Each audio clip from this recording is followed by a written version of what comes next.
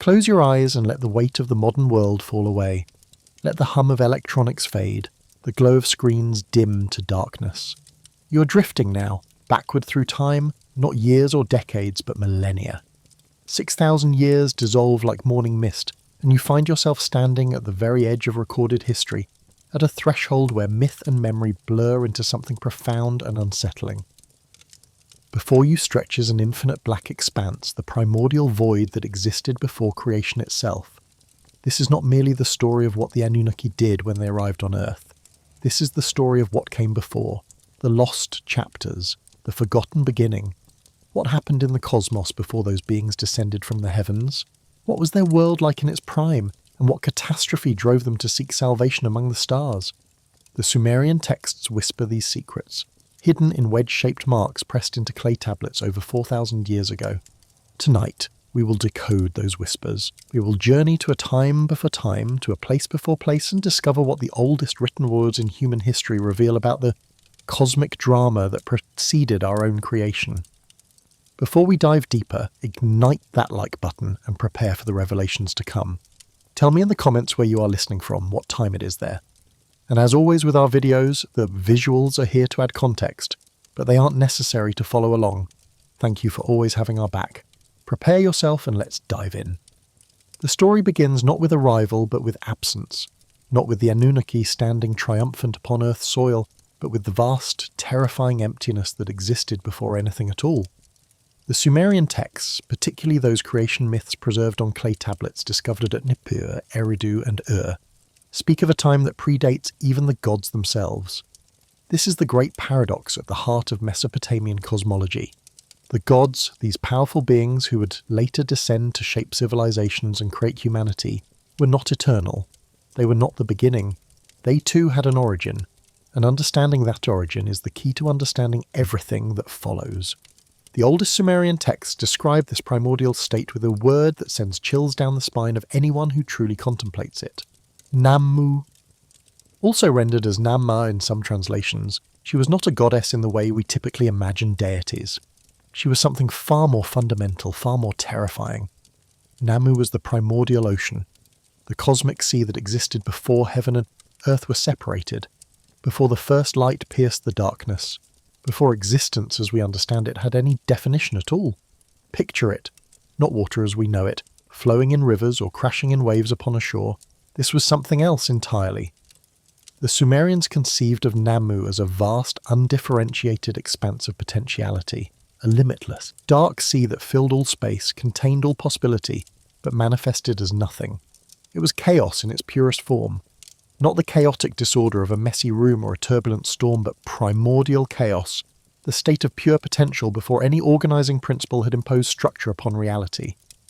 The tablets tell us that Nammu was self-existing, needing no creator, having no beginning. She simply was, and within her dark waters, sleeping, waiting, lay the seeds of everything that would ever exist. This cosmic ocean was both womb and tomb, both creative force and destructive void. Modern scholars studying these ancient texts note that the Sumerian concept of Nammu represents one of humanity's earliest attempts to grapple with the philosophical problem of creation ex nihilo, creation from nothing. But the Sumerians rejected that notion entirely. For them, there was no creation from nothing. There was only transformation, differentiation, the emergence of form from formlessness. Nammu was that formlessness, and from her dark depths something stirred. The texts describe the first act of creation not as a violent explosion or a divine command, but as a slow, organic emergence. From the waters of Nammu came forth two beings, twin aspects of the first differentiation of reality, the earth goddess Ki and the sky god An. Their names are deceptively simple. Ki means earth, An means heaven. But these were not the earth and heaven as we know them. These were cosmic principles, the first separation of the unified void into distinct realms. An was the dome of the sky, not blue and filled with clouds, but the dark firmament of the heavens, studded with stars, a solid boundary that held back the cosmic waters above. Ki was the foundation, the bedrock of reality, the solid ground upon which all future existence would be built. Together they represented the first great cosmic schism. the primordial act that set all of creation in motion, the separation of above and below, of sky and earth, of masculine and feminine principle. Some versions of the myth suggest that An and Ki were originally joined together, a single unified mass floating in the dark waters of Nammu, and that they were forcibly separated by a third figure, Enlil, the god of wind and air, but the older texts suggest something different. They hint that An and Ki emerged already distinct, that their very existence was predicated on difference, on opposition, on the creative tension between sky and earth. This separation was not an act of violence, but an act of love, a cosmic dance that would echo through all of Mesopotamian mythology. For you see, An and Ki did not remain separate. They came together in the first sacred marriage, the Hieros Gamos, the divine coupling that would become the template for all future creation. And from their union, the first generation of gods was born. Before we can understand what happened on the Anunnaki's homeworld, we must first understand who the Anunnaki actually were. The name itself is crucial. In the Sumerian language, Anunnaki, sometimes written as Anunna, can be translated in several ways. The most common academic translation is princely offspring, or those of royal blood, deriving from the god An, whose name means heaven, and the word Nunna, which carries connotations of nobility and princely status. This immediately tells us something vital. The Anunnaki were not generic gods. They were specifically the children, the lineage, the royal family of the supreme sky god An. They were divine aristocracy, beings of privilege and power who traced their ancestry directly back to the source of all creation. The texts preserved at the ancient city of Eridu, the oldest city in Sumerian tradition, provide us with a genealogy, a divine family tree that maps out the emergence of the gods from that first cosmic union of An and Ki. And it is here in these genealogies that we find our first clues about what existed before the Anunnaki came to Earth.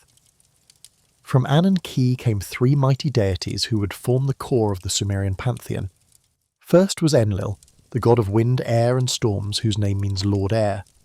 Enlil was the executive of the cosmos, the enforcer of divine law, the great separator who completed the work begun by his parents by further dividing heaven and earth, creating the space, the air, the atmosphere in which life could exist. Second was Enki, sometimes called Ae, in later Akkadian texts, the god of the deep waters, of wisdom, of magic, of crafts and creation. His domain was the Abzu, the subterranean ocean of fresh water that the Sumerians believed existed deep beneath the earth, the mirror image of Nammu's cosmic sea above. Third, though her position in the genealogy is complex and sometimes contradictory, was Ninhursag, the great mother goddess, the deity of fertility, of mountains, of the earth's creative power. She was known by many names, Ki being one of them, suggesting that in some traditions she was identified with the primordial earth itself, while in others she was the daughter of Ki. These three, along with An, who remained supreme in the heavens, formed what scholars call the Great Gods, the ruling council of the cosmos. But they were not alone. The texts speak of many other deities born from that first generation, gods and goddesses who controlled every aspect of the natural world. Nanna, the moon god whose silver light guided travellers and marked the months. Utu, the sun god whose daily journey across the sky brought warmth and justice, for he was also the god who saw all deeds, both good and evil, committed under his illuminating gaze. Inanna, the goddess of love and war, the morning and evening star, whose dual nature as both nurturing and destructive made her perhaps the most complex deity in the entire pantheon. She was the goddess who descended into the underworld and returned, who stole the me from Enki while he was drunk, who brought both pleasure and suffering to mortals and gods alike. Ereshkigal, queen of the underworld, the dark counterpart to the bright gods above, ruling over the land of no return where all souls eventually descended. Nergal, god of plague and war, who would later become Ereshkigal's consort after forcing his way into the underworld. Ninurta, god of agriculture and hunting, the warrior deity who protected civilization from the forces of chaos. The list goes on, each deity with specific domains, specific temples, specific roles in the cosmic order. By some counts, there were 50 major Anunnaki gods. By others, there were hundreds. One text from Eridu specifically mentions the 50 Anunnaki of Eridu, suggesting that each major city had its own contingent of divine beings, its own local pantheon nested within the greater hierarchy. The Sumerians conceived of the cosmos as a three-tiered structure. a cosmic architecture that defined the domains of the gods. At the top was the An, the heaven, the domain of the sky god, a realm of pure authority where divine law originated. This was not the atmosphere or the blue sky humans could see, but a higher realm, perhaps multiple heavens stacked one above another, each more remote and more sacred than the last.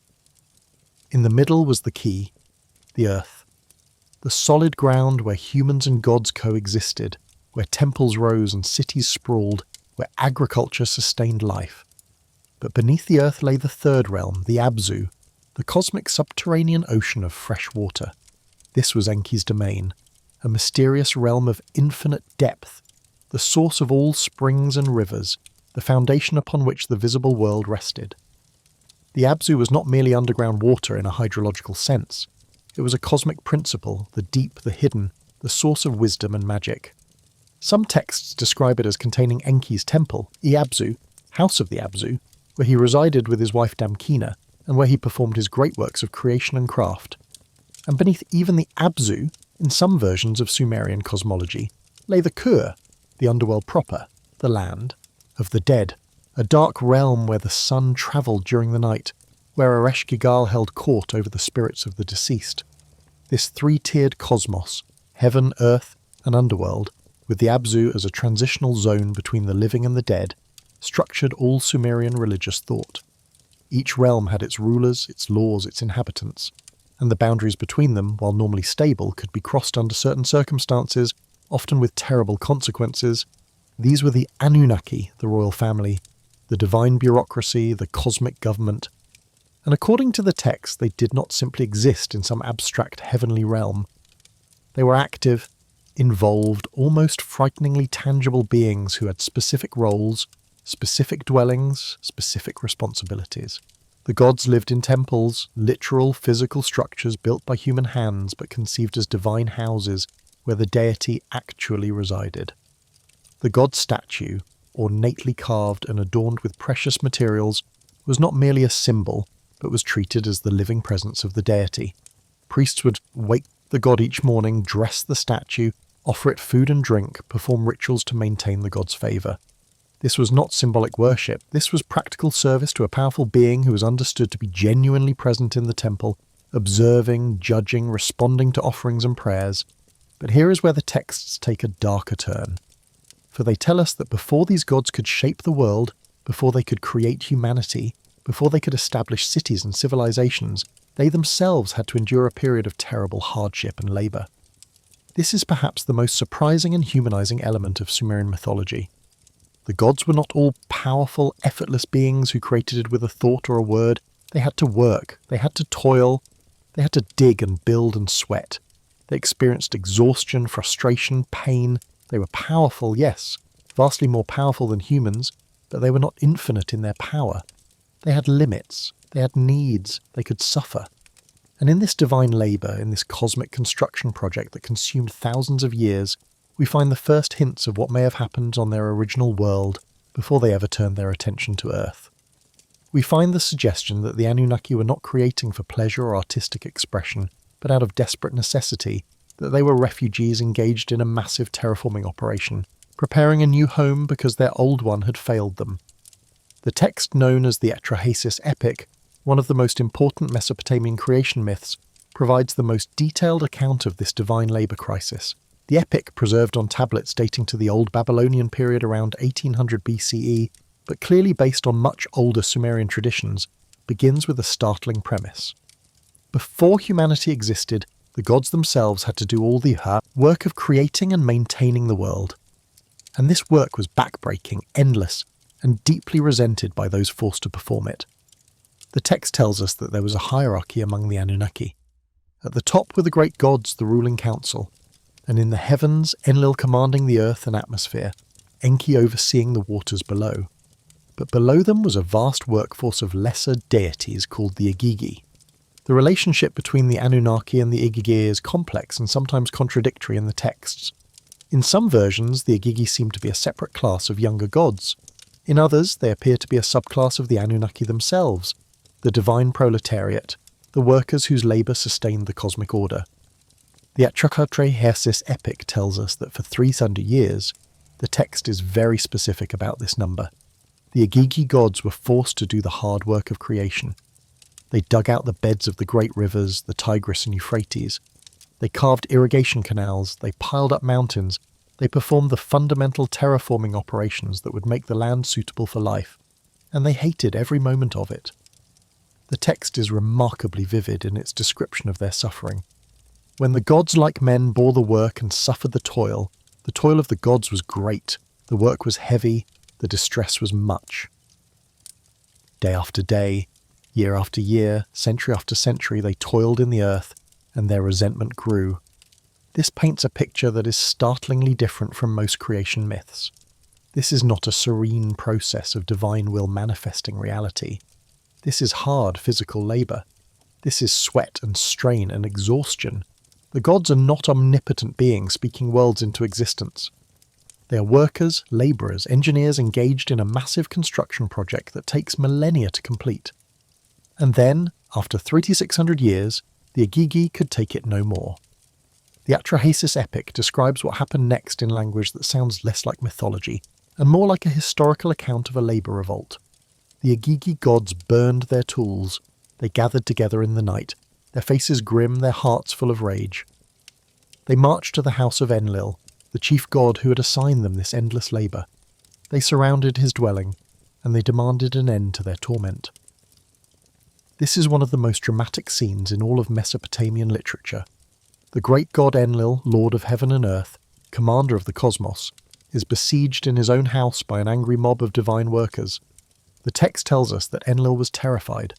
He bolted his door, he sent his vizier to find out what was happening, and when he learned that the gods had rebelled against their working conditions, he did what any manager faced with a labour crisis would do. He called an emergency meeting of the board of directors. An was summoned from the heavens.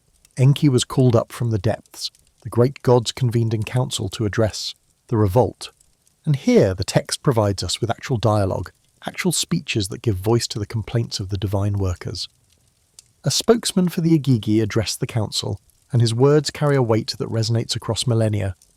Every single one of us gods has declared war. We have put a stop to the digging. The load is excessive. It is killing us. Our work is too hard, the trouble too much. This is not abstract mythology. This is a very specific grievance. The work is too hard. The conditions are intolerable. Something must change. Enlil's first response was rage. How dare these lesser gods defy the divine order? How dare they burn their tools and cease their work? He declared that he would destroy them all, that he would find the ringleaders and make an example of them.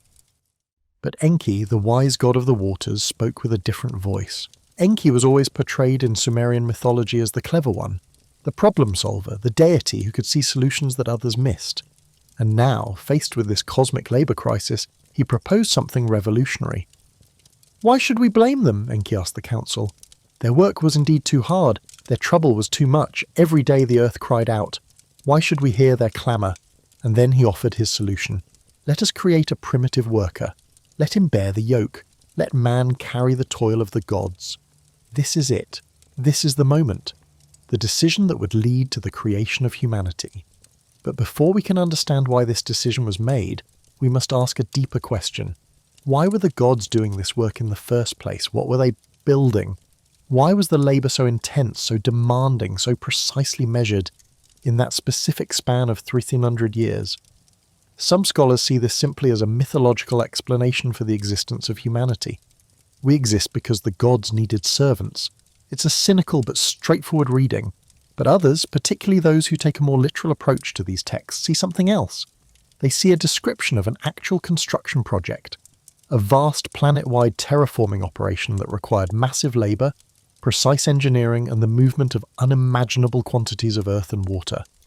They see evidence that the gods, the Anunnaki, were preparing Earth for a specific purpose, and they note that the time frame given, 300 years, appears again and again in Sumerian texts, always associated with cosmic cycles, with the return of celestial bodies, with the orbital periods of distant worlds. Is it possible that the gods were not originally from this world at all? That they came from somewhere else, from a world that had its own orbital period, its own cosmic clock? That they were, in essence, colonists, sent ahead to prepare a new world for settlement, and that Earth was not their first home, but their refuge? To understand what might have driven the Anunnaki to Earth, we must turn to the texts that describe not just the aftermath of their arrival, but hints, fleeting and fragmentary, of what came before.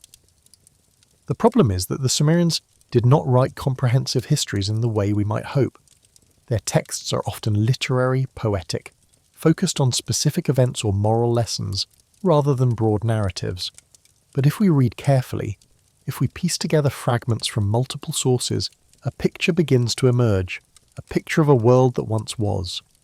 The Enuma Elish, the Babylonian creation epic composed around 1200 BCE, but drawing on much older Sumerian traditions, provides our most detailed account of the cosmic circumstances that preceded the ordered world. While it is later than the pure Sumerian texts, it preserves and elaborates on themes that can be traced back to the earliest Mesopotamian writings. The epic begins with the description of the primordial state, when on high heaven had not been named, firm ground below had not been called by name, naught but primordial Apsu, their begetter, and Mummu Tiamat, she who bore them all, their waters commingling as a single body. Apsu, the male deity of fresh water, Tiamat, the female deity of salt water, the primordial ocean, and Mummu, a mysterious third entity, sometimes translated as mist or primordial form, perhaps representing the boundary between them. These three existed before creation, before the gods, before anything. They were the raw material of existence, the fundamental forces from which all else would emerge. The text tells us that Apsu and Tiamat's waters mingled together, and from their union, gods were born. First Lachmu and Lahamu, deities of silt and mud, then Anshar and Kishar, gods of the horizon, the circular boundary where heaven meets earth, and from them Anu, the god of heaven, and from Anu Ea, the Sumerian Enki, god of wisdom and the deep. But as these younger gods were born and grew in number, they became a problem. The text is explicit about this. The divine brothers banded together. They disturbed Tiamat as they surged back and forth. They were troubling the belly of Tiamat by their hilarity in the abode of heaven. Apsu could not lessen their clamour, and Tiamat was speechless at their ways. Their doings were loathsome, offensive and overbearing were their ways. Here we see a theme that will repeat throughout Mesopotamian mythology. The younger generation of gods is noisy, disruptive, troublesome. They disturb the ancient order. They break the primordial silence. And the older generation, Apsu and Tiamat, find this intolerable. Apsu complains to Tiamat, "Their ways are verily loathsome unto me. By day I find no relief nor repose by night. I will destroy, I will wreck their ways, that quiet may be restored. Let us have rest." This is extraordinary. The primordial father, the source of all the gods, is proposing genocide. He wants to destroy his own offspring because they make too much noise, because they disturb his rest. It's a remarkably petty motivation for cosmic violence, and yet it carries a profound truth.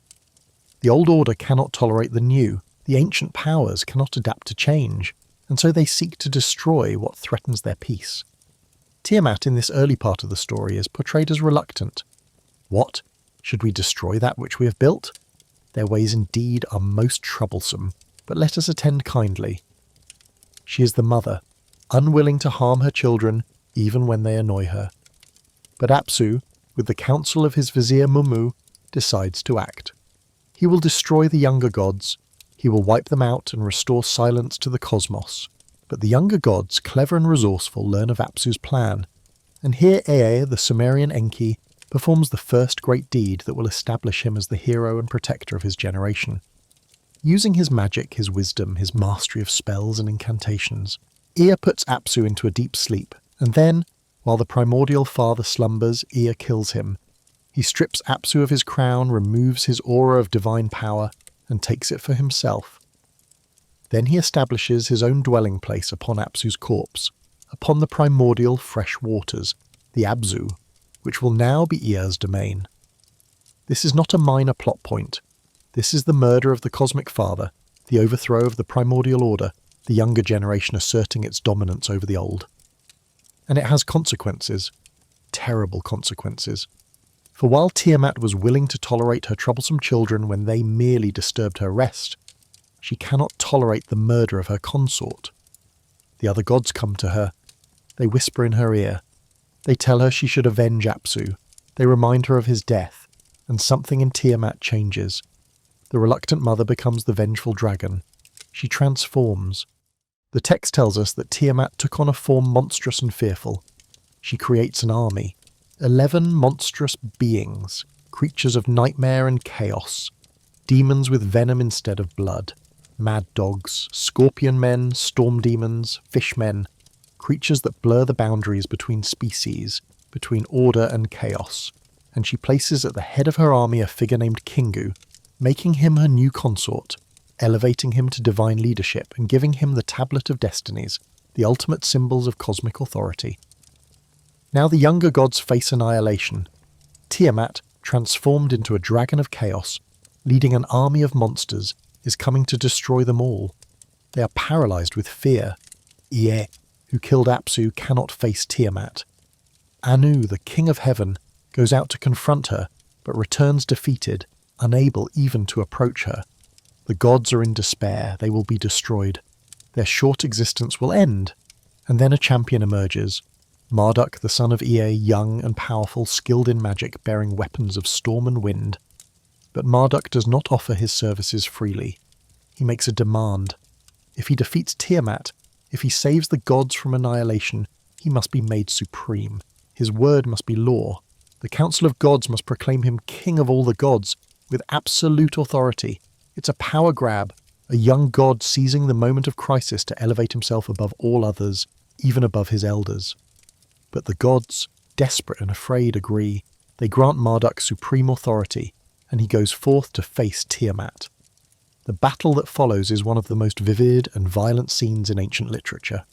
Marduk arms himself with weapons both conventional and cosmic, a bow and arrow, a club, a net woven from the four winds, and he rides a storm chariot pulled by 4 terrible steeds, demons of weather, breathing fire and poison. He confronts Tiamat in single combat. The dragon goddess opens her mouth to devour him. But Marduk sends the evil wind, the storm, into her jaws. It inflates her body, distends her like a balloon. She cannot close her mouth. And while she is helpless, Marduk shoots an arrow down her throat, piercing her heart, killing her. But Marduk's work is not finished. He captures the fleeing army of monsters. He strips the Tablet of Destinies from Kingu. And then he returns to Tiamat's massive corpse and performs an act that will define all of creation. He splits her body in half like a shellfish. From the upper half, he raises the dome of heaven, posting guards to ensure that Tiamat's waters do not escape. From the lower half, he spreads out the earth. He creates mountains from her breasts, causes rivers to flow from her eyes. He assigns stations to the gods, establishes the calendar, sets the sun, moon, and stars in their courses. Order is imposed upon chaos. The cosmos is born from the corpse of the primordial mother. This is the Enuma Elish. This is the Babylonian version of creation. But remember, this is not the original Sumerian story. This is a later adaptation, politicized to exalt Marduk, the patron god of Babylon, at the expense of the older Sumerian deities like Enlil. Earlier Sumerian versions likely had Enlil or Ninurta in the role of the dragon slayer. But the core narrative is the same. A cosmic battle between the old order and the new, a terrible war in the heavens, the death of primordial beings, and the creation of the ordered world from the remnants of chaos. Now, here is where things become interesting from the perspective of those who seek a more literal interpretation of these texts. If we read this not as pure mythology but as a distorted memory of actual events, what are we really looking at? We are looking at a catastrophic cosmic war, a conflict between ancient powers and younger, more aggressive forces. A battle so violent it literally reshaped the structure of the solar system. And we are looking at the aftermath, the creation of a new world order built upon the corpse of what came before. Some researchers, following the interpretations popularized by Zecharia Sitchin in the 1970s, read the Enuma Elish as a description of actual astronomical events. In this interpretation, Tiamat is not a goddess, but a planet, a world that once existed between Mars and Jupiter. Apsu is the sun, the younger gods are the other planets in our solar system, and the story describes a cosmic collision, a catastrophic impact that destroyed Tiamat, creating the asteroid belt from her shattered remains and perhaps even affecting the orbits and conditions of other worlds in the solar system.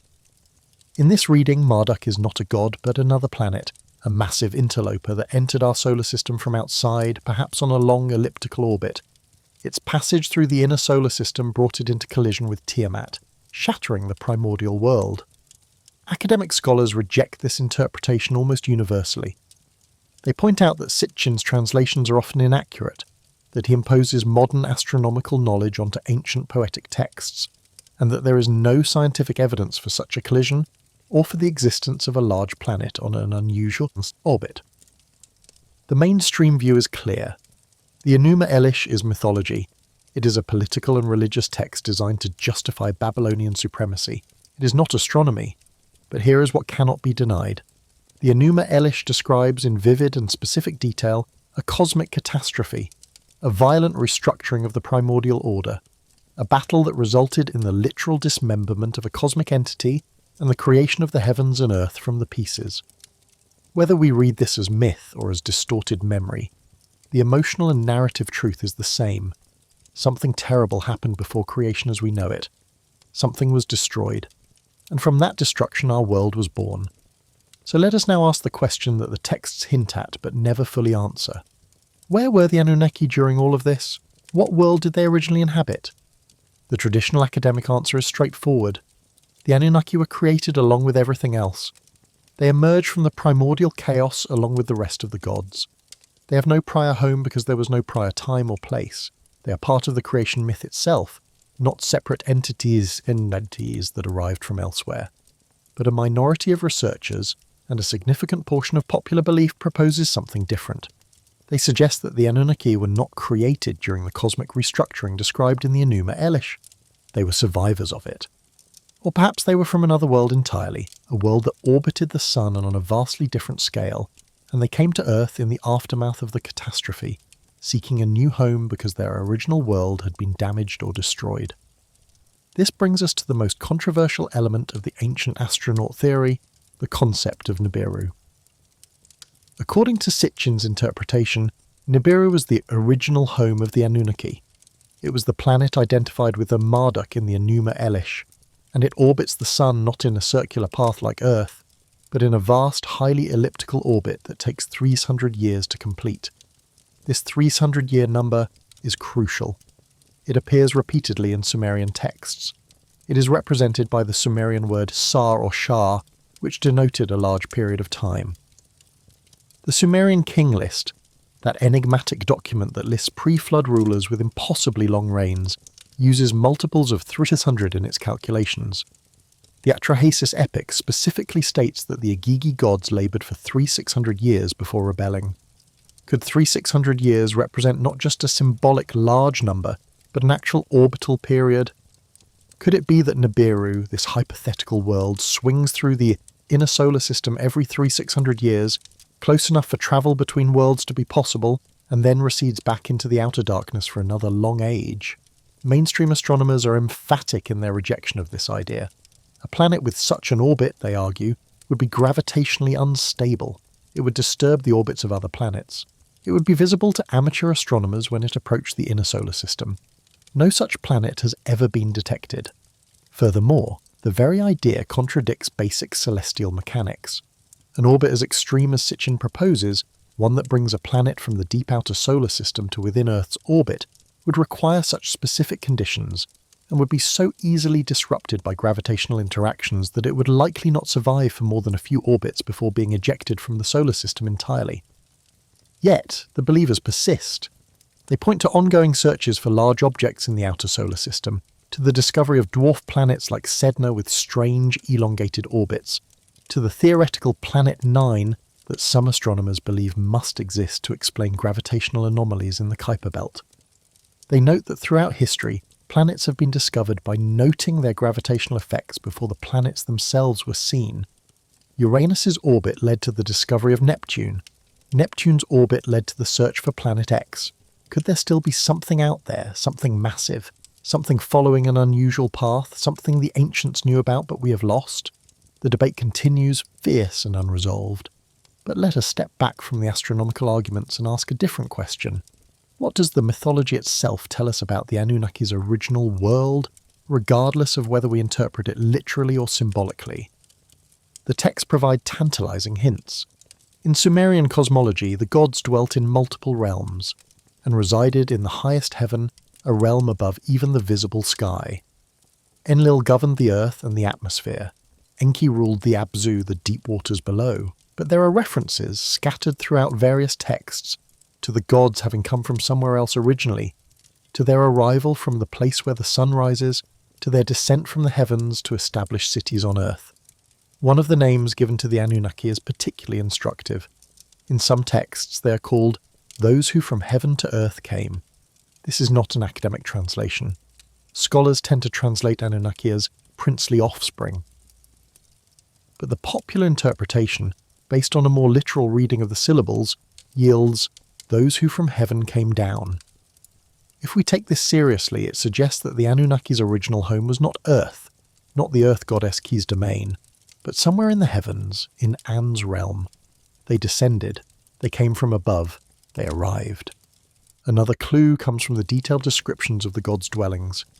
The texts describe the gods living in temples, in houses, in palaces, but these are not abstract spiritual dwellings.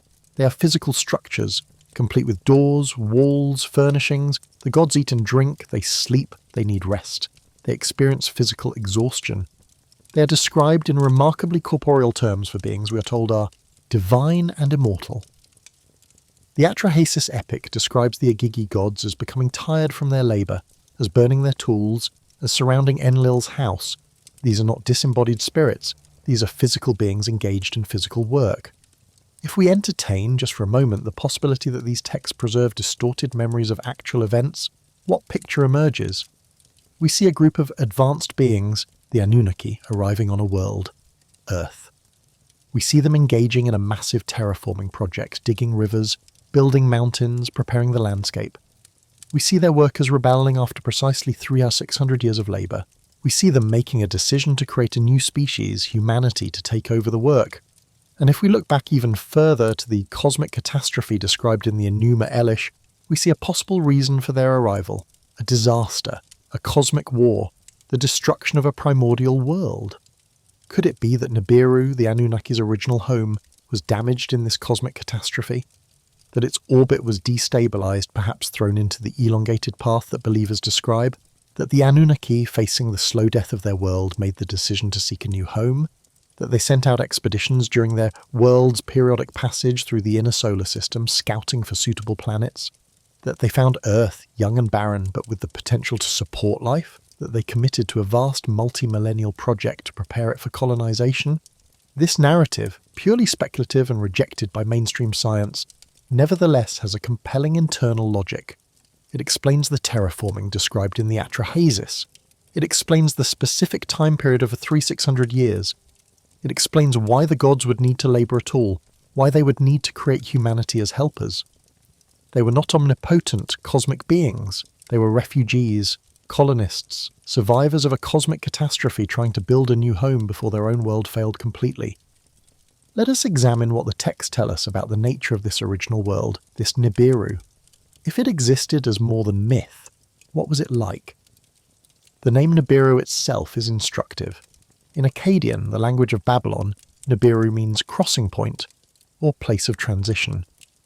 It was associated with the planet Jupiter in most astronomical texts, specifically with Jupiter at a particular position in its orbit, when it crossed the celestial equator. This has led many scholars to conclude that Nibiru was simply another name for Jupiter, not a separate planet at all. But Sitchin and his followers argue that the name crossing point is itself significant.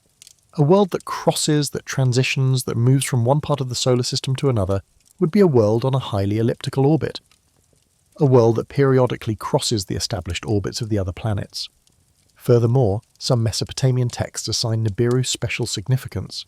In some accounts, Nibiru is described as the Star of Marduk, the celestial body associated with Babylon's patron god. But more than that, it is described as a body that holds the crossing of heaven and earth, a cosmic anchor point that maintains the order of the heavens. If we try to envision what such a world might have been like in its prime, we must turn to mythology and imagination, for the texts give us only fragments. But those fragments paint an interesting picture. We know from Sumerian mythology that the gods lived in a society remarkably similar to human civilization. They had hierarchies. The great gods ruled, the lesser gods served. They had families, with all the drama and dysfunction that implies. Enlil and Enki were half-brothers, constantly in conflict. Inanna was ambitious and jealous, always trying to increase her power. The gods engaged in politics, formed alliances, waged wars, held councils. This suggests that Anunnaki society, if it existed, was structured, organised, hierarchical. It was not a paradise of enlightened beings living in perfect harmony. It was a complex civilization with rulers and subjects, with conflicts and compromises, with a rigid social order that distinguished between the elite Anunnaki and the worker class Igigi. We also know that the Anunnaki were associated with advanced knowledge. Enki in particular was the keeper of the me, the divine decrees or principles that governed civilization. These me included everything from kingship and law to metalworking, writing and agriculture. In myth, Enki possessed these me and guarded them carefully, and other gods would occasionally try to steal them or trick him into giving them away. What if the me represent not mystical principles but actual knowledge, actual technologies? What if the Anunnaki civilization possessed advanced sciences that they brought with them from their original world? The texts describe Enki as possessing great wisdom, as being skilled in magic and craft. They describe the gods as building ships, as travelling through the heavens, as possessing weapons of terrible power. Marduk's weapons in the Enuma Elish include storms, winds, lightning, and a net that ensnares his enemy. Are these literal descriptions of advanced technology rendered in the only language available to Bronze Age scribes? We must also consider what might have gone wrong on Nibiru, what catastrophe might have driven the Anunnaki to Earth. The Enuma Elish, if read as cosmic history, describes a violent impact, the destruction of Tiamat. If Nibiru was involved in this impact, if it was the body that struck Tiamat, then it too would have been affected. Celestial collisions are mutual. Both bodies are damaged. Perhaps Nibiru's orbit was destabilized. Perhaps its atmosphere was damaged. Perhaps its ability to sustain life was compromised. The mythology of a dying world is not unique to Sumerian texts. Many cultures have flood myths, catastrophe myths, stories of worlds that end and are reborn. The biblical story of Noah's flood is directly paralleled in Mesopotamian texts like the Atrahasis and the Epic of Gilgamesh, where Utnapishtim survives a global deluge sent by the gods. Could these flood myths be memories not just of earthly disasters, but of a catastrophe that affected multiple worlds? Could the Anunnaki have experienced their own apocalypse before coming to Earth? One intriguing detail from Sitchin's interpretation specifically claims that the Anunnaki needed gold, vast quantities of gold, to repair their world's atmosphere. This claim has been widely ridiculed by scientists, who point out that gold is chemically inert and would not form a protective atmospheric shield. But the detail persists, appearing in multiple retellings of the ancient astronaut narrative. Where did it come from? Sitchin claimed to derive it from his translations of Sumerian texts describing the Anunnaki mining operations. Mainstream scholars say no such text exists describing gold mining specifically for atmospheric repair. Yet the texts do repeatedly associate the Anunnaki with gold, with precious metals, with underground mining operations. The Epic of Gilgamesh describes the gods as possessing mountains of lapis lazuli and gold. The gods are adorned with gold. Their temples are filled with gold. The great treasures of the ancient world were dedicated to the gods' houses. Is it possible that Sitchin extrapolated from these general associations to create a more specific narrative about why gold was important? Or did he have access to translations and interpretations that mainstream scholars dismiss? The question remains unresolved. What we can say with certainty is that the Sumerian texts describe the Anunnaki as beings who were deeply involved with physical materials, with construction, with mining and metalwork, with the transformation of the natural world. They were not distant ethereal spirits. They were hands-on, almost engineering-like in their approach to creation.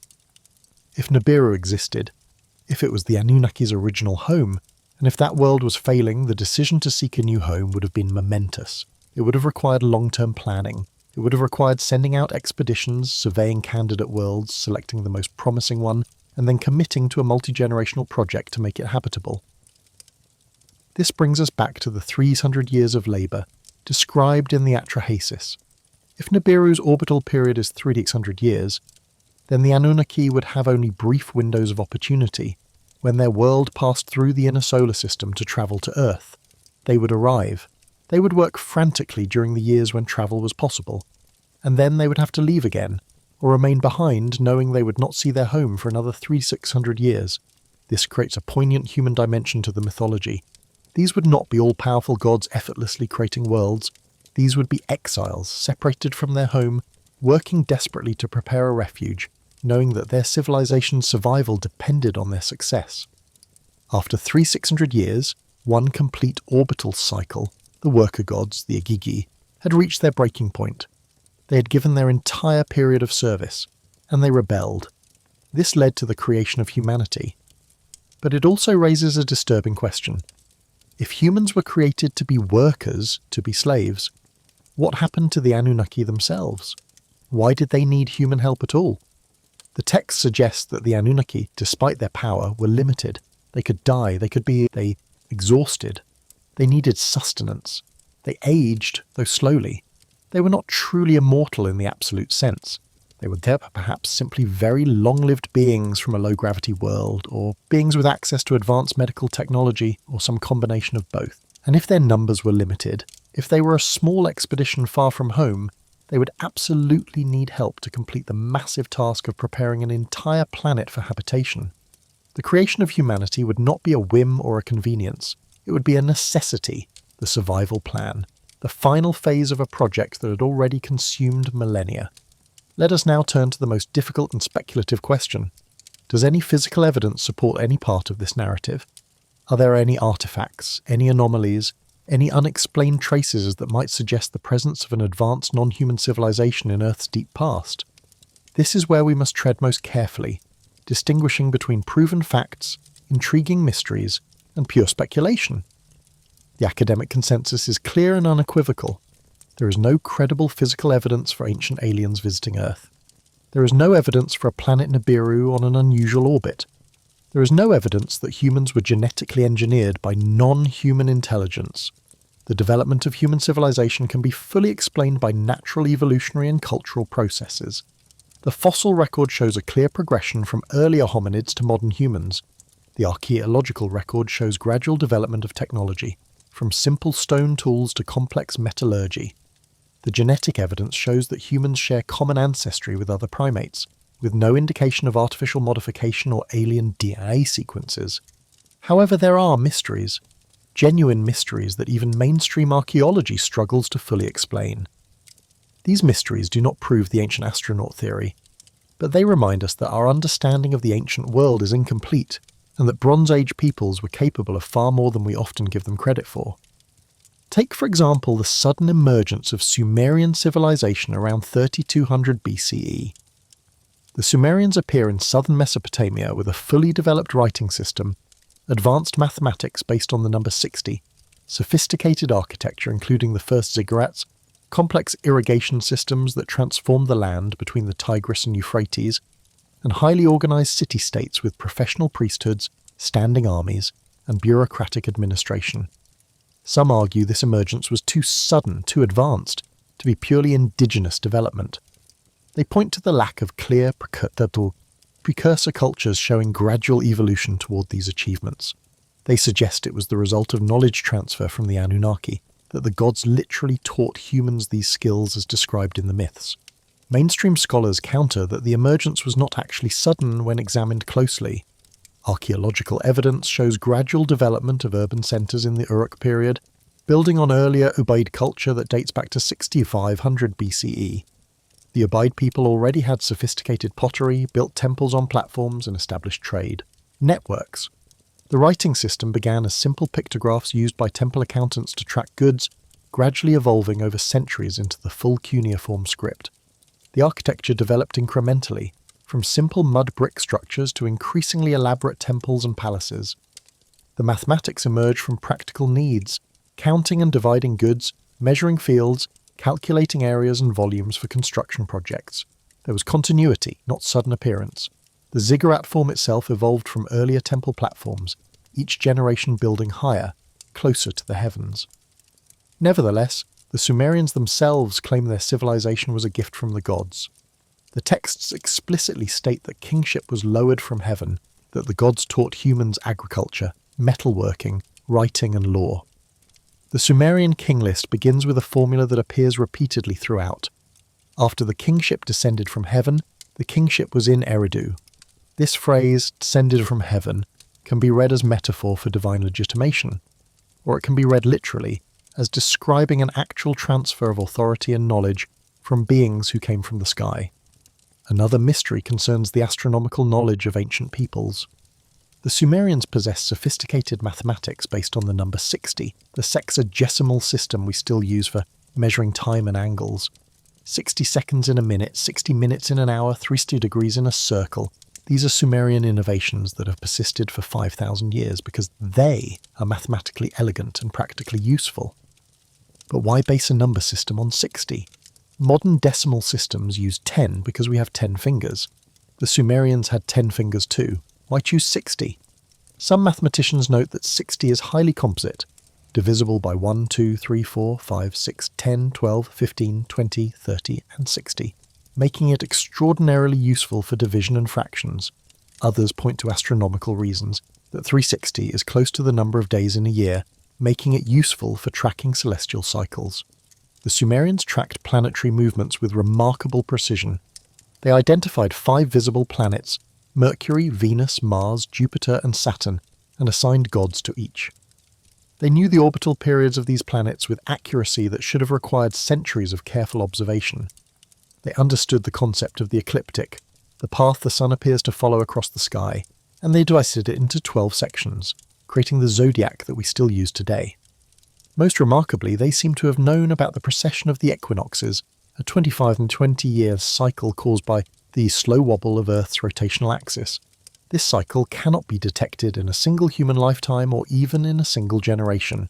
It requires centuries of precise astronomical measurements comparing star positions across long spans of time. How did Bronze Age people without telescopes or computers detect and measure a cycle that takes 26 millennia to complete?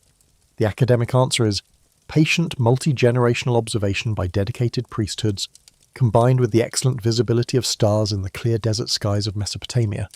Given enough time and careful record-keeping, the precession becomes detectable. The alternative answer is knowledge transfer from beings who either had access to better instruments, or who had lived long enough to directly observe the cycle, or who came from a culture old enough to have accumulated such knowledge. The debate continues, with both sides presenting reasonable arguments. We must also consider the remarkable similarities between creation myths across cultures that supposedly had no contact with each other. The flood story, for instance, appears not just in Mesopotamian texts in the Bible, but in myths from Greece, India, China, Mesoamerica, and indigenous cultures across the Americas, Australia, and Polynesia. The story of gods descending from heaven and teaching human civilization appears in Egyptian mythology with Thoth and Osiris, in Mesoamerican mythology with Quetzalcoatl and Viracocha, in Indian mythology with the rishis and devas, in Chinese mythology with the culture heroes who taught agriculture and writing. Are these similar myths because all human cultures share common psychological patterns, as Carl Jung's theory of archetypes would suggest?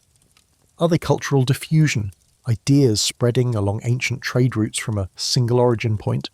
Or are they independent cultural memories of actual events, of a time when advanced beings really did walk among humans and teach them the foundations of civilization? The mystery deepens when we consider how these myths sometimes preserve surprisingly accurate information.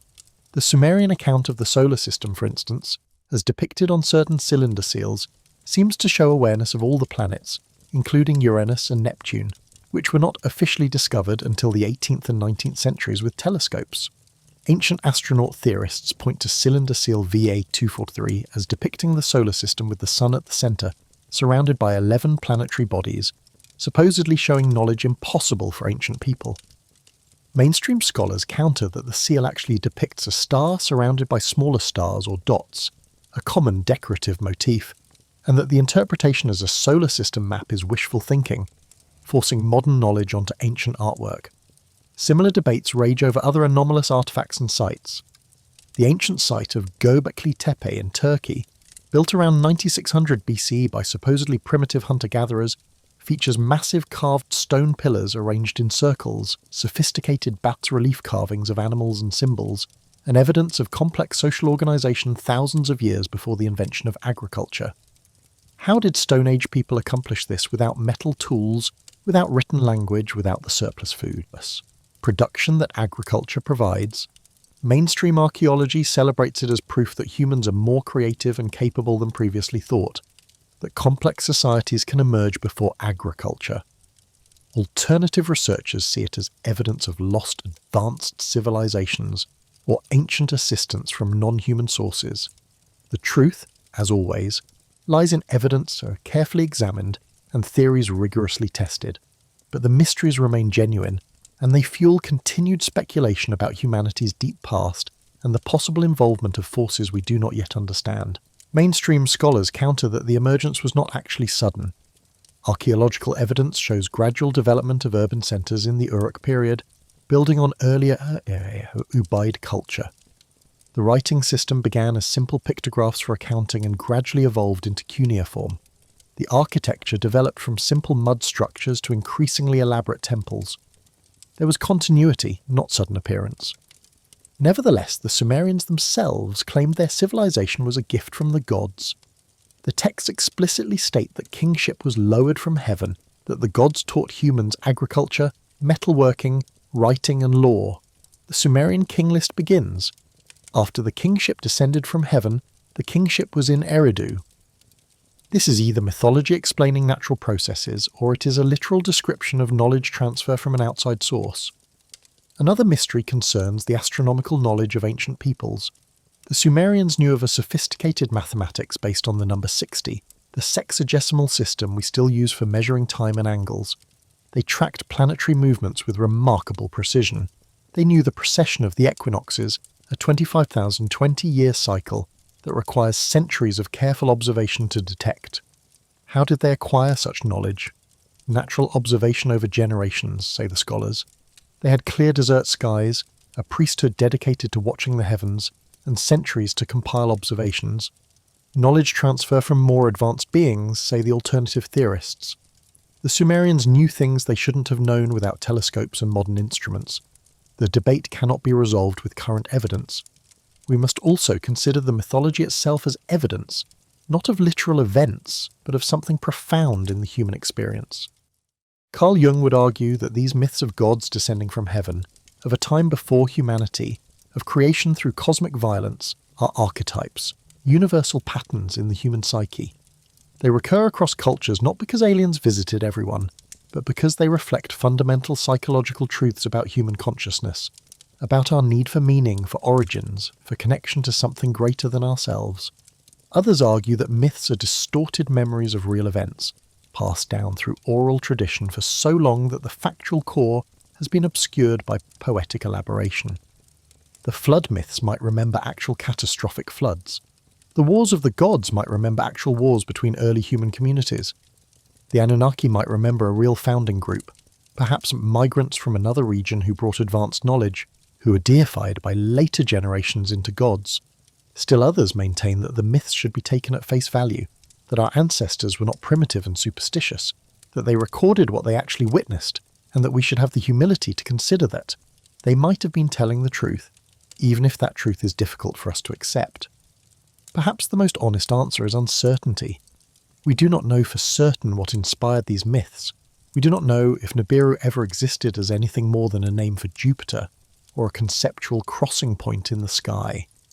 We do not know if the Anunnaki were gods, aliens, ancient human rulers, or pure fiction. What we do know is that the Sumerian texts describe a cosmos far more complex and dramatic than we often imagine. They describe beings who were powerful but not omnipotent, who laboured and struggled, who made mistakes and suffered consequences. They describe a creation that emerged not from perfection, but from violence, from chaos defeated but never fully destroyed. And they describe humanity's place in all of this as intentional.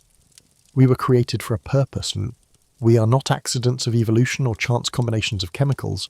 In the Sumerian view, we are the result of deliberate action, of divine need, of a decision made in a cosmic council chamber. Whether we take this literally or symbolically, It grants humanity profound significance. We matter. We were wanted. We have a role to play in the cosmic drama. This is perhaps why the ancient astronaut theory continues to fascinate despite academic rejection. It offers something that modern scientific materialism often fails to provide: a sense of cosmic purpose, a connection to something greater, a narrative in which humans are not insignificant specks on a random planet, but the created children of advanced beings, inheritors of a vast cosmic history. But with that sense of purpose comes a shadow.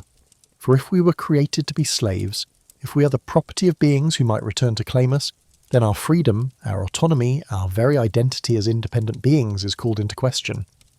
This darker implication is rarely emphasized by ancient astronaut enthusiasts, but it lurks in the texts themselves. The Atrahasis epic is clear.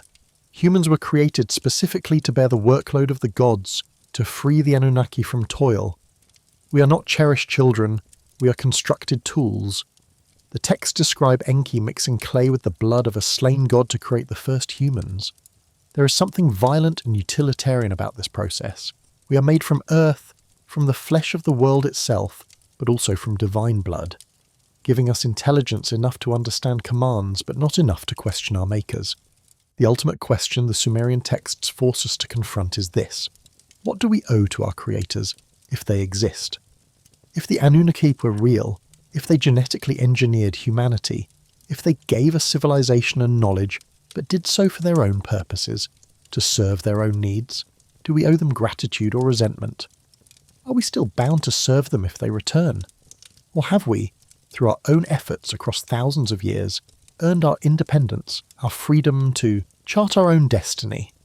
These are not idle philosophical questions. They cut to the heart of human identity, of our relationship with authority, with tradition, with the past. And they remain relevant even if we reject the literal truth of the ancient astronaut narrative. For we all, in a sense, are created beings. We are created by our parents, by our cultures, by our histories. We inherit DNA, language, customs, beliefs, systems of power that we did not choose. And we must decide what we owe to those who came before, how much we should honour tradition, and how much we should forge our own path. The Sumerian texts, in their descriptions of gods and creation, human slavery and divine conflict, give us a mythological framework for thinking through these eternal questions. Perhaps that is their real value, not as literal history or scientific treatise, but as profound philosophical and psychological exploration of the human condition. Let us now draw together the threads of this vast narrative. What do the Sumerian texts reveal about what happened before the Anunnaki came to Earth? They reveal a cosmos born from chaos, from the primordial sea, from the undifferentiated void.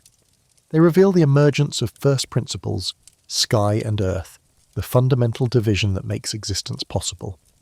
They reveal a cosmic family, generations of gods, each more differentiated and specific than the last, from the primordial parents to the gods of specific domains: wind, water, sun, moon, love, war. They reveal conflict, the inevitable tension between old and new, between the primordial chaos that wants to preserve its ancient rest and the younger forces that bring noise, activity and change. They reveal a great war in the heavens, a battle between Tiamat, the primordial mother-turned-monster, and Marduk, the champion of the younger gods, a war that ends with the creation of the cosmos from the corpse of chaos. They reveal the Anunnaki as the victors of this conflict, the royal family of the gods established in positions of cosmic authority, assigned to manage different aspects of creation. They reveal the beginning of a vast labour, the Igigi gods working for 600 years to prepare the world, to dig rivers and build mountains, to make the earth suitable for life.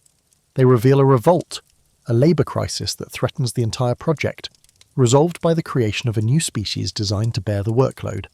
And they reveal the complex, fraught relationship between the Anunnaki and humanity, creators and created, masters and servants, gods and mortals, bound together in a cosmic drama neither can escape.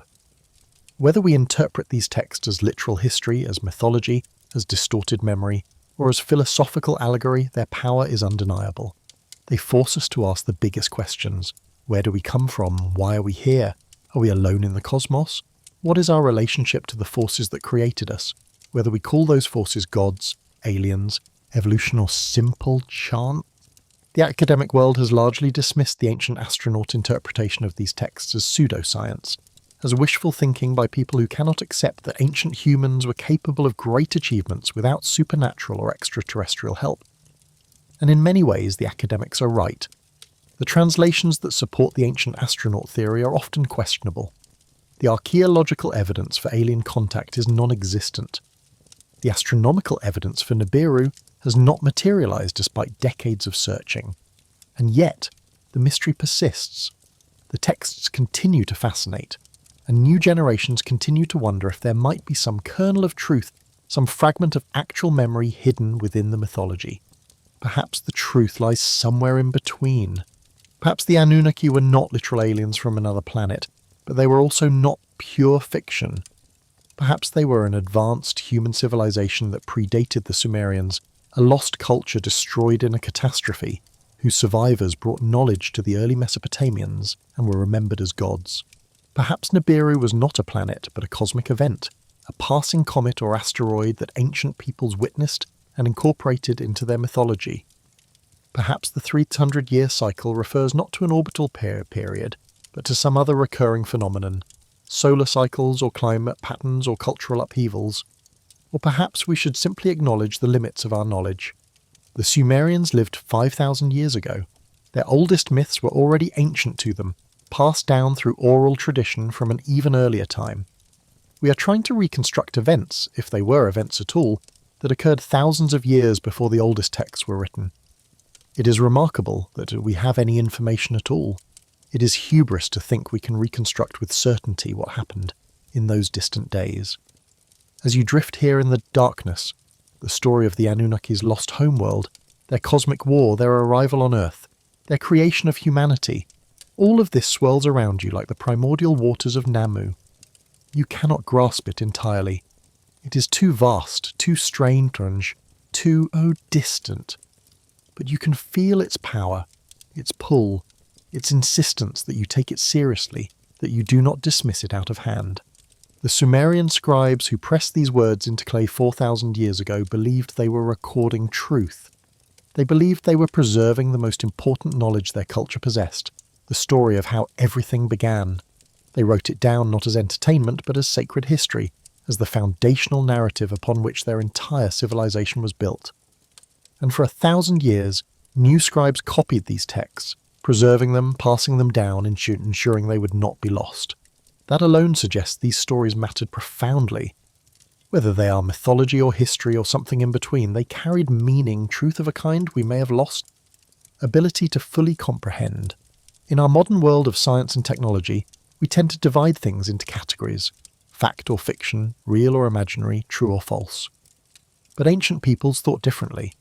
For them, a myth could be true even if it never literally happened. It could convey truth about the nature of reality, the structure of the cosmos, the relationship between humans and the divine. The Sumerian creation myths give us a cosmos that is fundamentally dramatic. Creation is not a peaceful unfolding but a violent struggle. Order emerges from chaos not inevitably but through conflict, through the courage of heroes, through the defeat of monsters. The world we inhabit is not eternal and unchanging. It was made, it has a history, it could end. This is a worldview both terrifying and empowering. Terrifying because it means our existence is contingent, dependent on forces we do not fully control. Empowering because it means we are part of something meaningful, something that was fought for, that was wanted, that has purpose.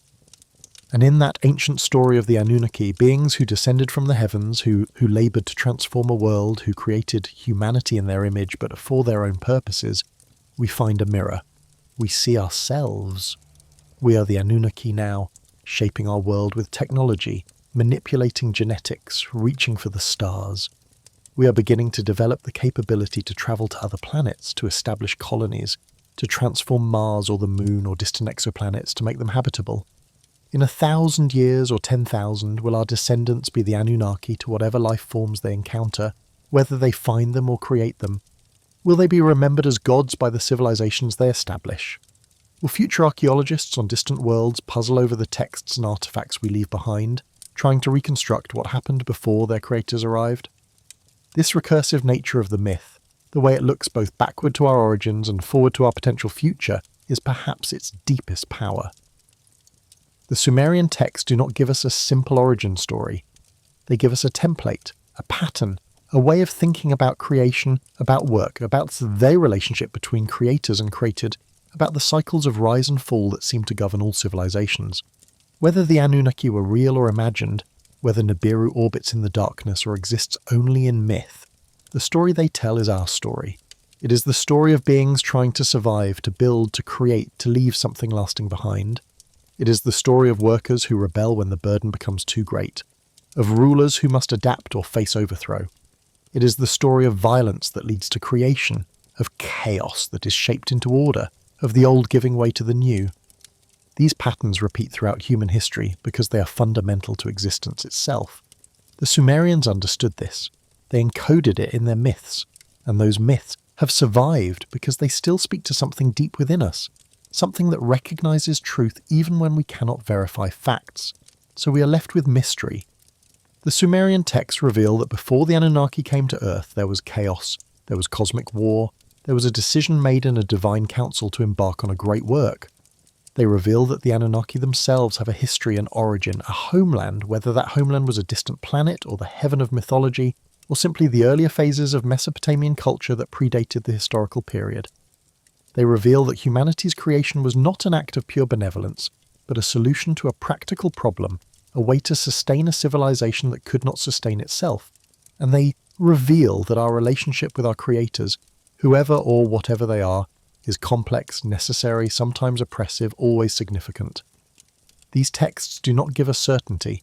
They give us something better. They give us a lens through which to examine our own existence, our own origins, our own purpose. They give us permission to ask the biggest questions and to accept that the answers might be strange, might be uncomfortable, might challenge everything we think we know. And they give us a story worth contemplating, worth preserving, worth passing down to future generations who will face their own mysteries, their own questions about who they are and where they came from. The Anunnaki's lost homeworld, whether it was Nibiru or Tiamat or the primordial chaos itself, remains lost. We cannot visit it, we cannot prove it existed. But in the texts preserved on clay tablets in the ruins of ancient cities, in the wedge-shaped marks pressed into mud 4,000 years ago, we have something precious. We have the story. We have the memory, however distorted by time. We have the first attempts by human beings to answer the question that still haunts us today. What happened before? Where did we come from? What lost world? What cosmic catastrophe? What divine decision set in motion the chain of events that led to us here now? Asking these questions. The Sumerian texts give us an answer. Not a simple answer, not a provable answer, but a profound answer. Before the Anunnaki came to Earth, there was chaos, and there was war, and there was loss. There was a world or a state of being that could not continue, that had to be transformed or abandoned. There was a decision made, a commitment undertaken, a future chosen over a past that could not be preserved. And from that decision, from that cosmic drama we emerged. Created or evolved, designed or accidental, slaves or free beings, we are here. We are the inheritors of whatever happened in those distant days before recorded history, before cities, before even the gods themselves were born from the primordial void. And that is where the story must end, not with certainty but with awe, not with proof but with possibility, not with answers but with better questions.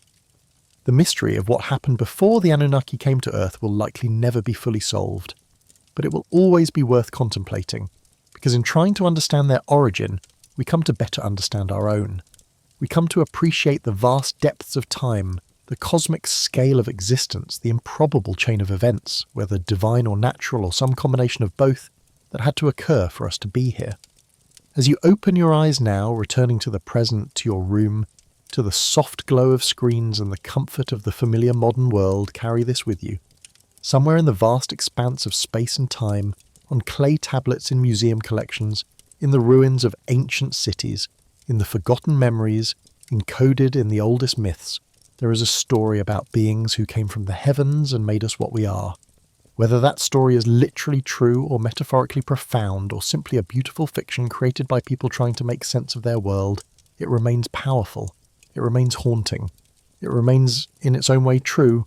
For truth, in the end, is not just about facts and evidence. Truth is about meaning, about the stories that help us understand who we are and why we matter. And the Sumerian texts, with their tales of cosmic wars and descending gods, of lost homeworlds and created servants, of the Anunnaki and their 300-year cycles, give us a story that grants existence itself dramatic significance. We are not accidents. We are not meaningless.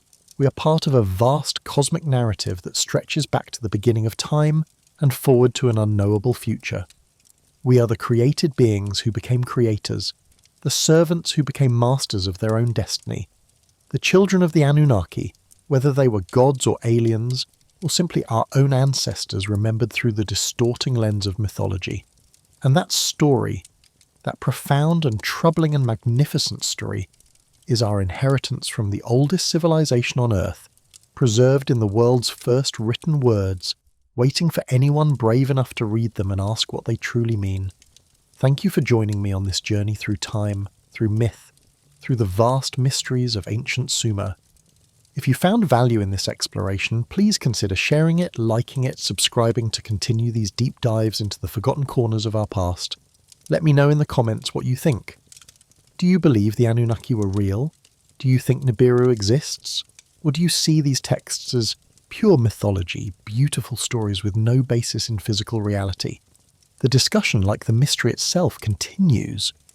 And in that continuation, in our ongoing questioning and wondering and searching, we honour the Sumerian scribes who first asked these questions 6,000 years ago and preserved their answers for us to discover. Sleep well and dream of ancient cities, of gods descending from heaven, of a lost homeworld somewhere in the darkness between the stars. For in those dreams, we touch something eternal, something that transcends time and space and connects us to the deepest mysteries of existence itself. Until next time.